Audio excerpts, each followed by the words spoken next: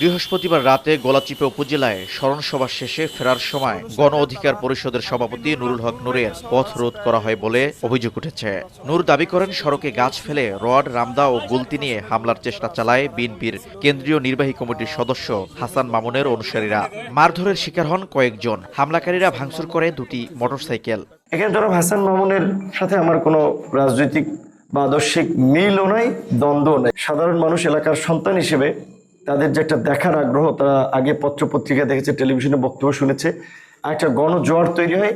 এইটা দেখে মূলত তারা আসলে এই ঈর্ষান্বিত হয়ে আমাদের নেতাকর্মীদেরকে হুমকি দেওয়া, বিভিন্ন জায়গায় হামলা করা, এই কাজগুলো করছেন। ৫-৭টি মোটরসাইকেল ভাঙচুর করে বেশ কয়েকজন নেতাকর্মীকে আহত করে।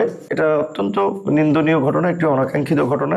উত্তপ্ত পরিস্থিতি বিবেচনায় গলাচিপা না গিয়ে নূরকে জেলা শহর পটুয়াখালী যেতে বলে আইন শৃঙ্খলা বাহিনী। তবে গলাচিপা ডাকবাংলোতেই থাকার সিদ্ধান্তে অনড় থাকেন ভিপি নূর।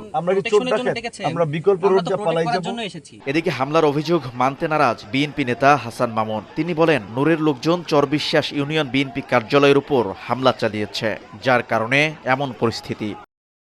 বিএনপিকে স্তূপের মধ্যে ফেলানোর জন্য, নিজেকে হিরো হওয়ার জন্য সে এখানে ওই চরবিশ্বাস ইউনিয়ন বিএনপির সভাপতির বিরুদ্ধে খুব বাজে ভাষায় বক্তব্য দিচ্ছে। দেওয়ার ফলে তারাও প্রতিবাদ, গতকাল সংবাদ সম্মেলন করছে, আজকে তারা একটা সভা করতেছিল, সেইখানে গিয়ে তারা হামলা করছে। এখন এটা নিয়ে পুলিশ তাকে নিষেধ করে, কিন্তু সে যাবেই, মানে একটা মব তৈরি করতেছে এখানে।